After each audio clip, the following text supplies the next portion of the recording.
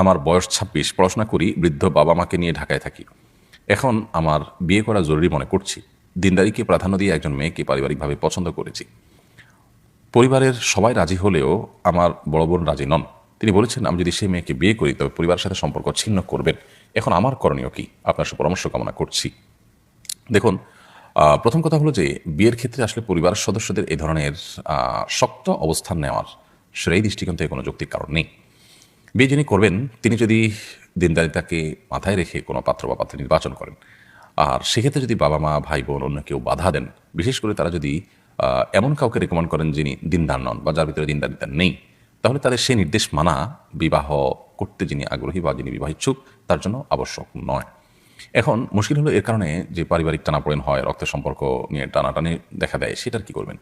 এটার উত্তর হলো যে এক্ষেত্রে কাউন্সেলিং দরকার, দরকার বোঝানো, দরকার নাসিহা, দরকার আমাদের একে অন্যের প্রতি যথেষ্ট আন্তরিকতা, বোনকে বোঝানো, বিভিন্ন লোক দিয়ে বোঝানো, সে চেষ্টা করা যেতে পারে। এরপরও যদি দেখা যায় যে না, বোনের কথা শুনলে আপনি বদ্দিন পাত্রী বিবাহ করতে হবে বা অপাত্রে বিয়ে করতে হবে যে যার ভিতরে দিনদারিতা কম, তাহলে সেক্ষেত্রে আপনি তার সেই নির্দেশ না মেনে আপনি বিবাহ করবেন এবং পরবর্তীতে চেষ্টা করবেন তাকে সন্তুষ্ট করার। তবে এক্ষেত্রে বোনেরও শক্ত অবস্থানে যাওয়া উচিত নয়। সাহাবী জিহাদ থেকে ফিরে আসছেন নবী করিম সাল্লাল্লাহু আলাইহি ওয়াসাল্লামের সাথে, বললেন ইয়া রাসূলুল্লাহ, আমি নতুন বিবাহ করেছি, আমি একটু আগে যেতে চাই।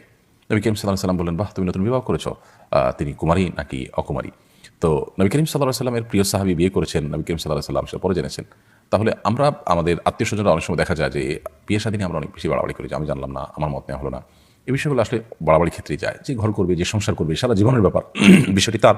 হ্যাঁ, তার উচিত অবশ্য বাবা মা এবং সিনিয়রদের অপিনিয়ন নেওয়া, মতামত নেওয়া, কিন্তু সেখানে ভাই বোন তারা আপনার যেছে নিজেরা এই পর্যায়ে নিয়ে যাওয়া, সেটাকে যেখানে করলে তোমার সাথে সম্পর্কই থাকবে না, এটা অবশ্যই শরীরের দৃষ্টিকোণ থেকে ভুল কাজ। তো এই কাজগুলো থেকে আমরা বেঁচে থাকার চেষ্টা করবো। আল্লাহ আমাদেরকে তৌফিক দান করুন।